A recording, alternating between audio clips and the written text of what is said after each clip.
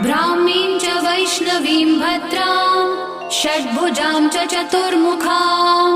त्रिनेत्रां च त्रिशूलां च पद्मचक्रगदाधरां पीताम्बरधरां देवीं नानालङ्कारभूषितां तेजःपुञ्जधरां श्रेष्ठां ध्यायेत् बालकुमारिकाम् ओङ्कारलक्ष्मीरूपेण विष्णोर्हृदयमव्ययम्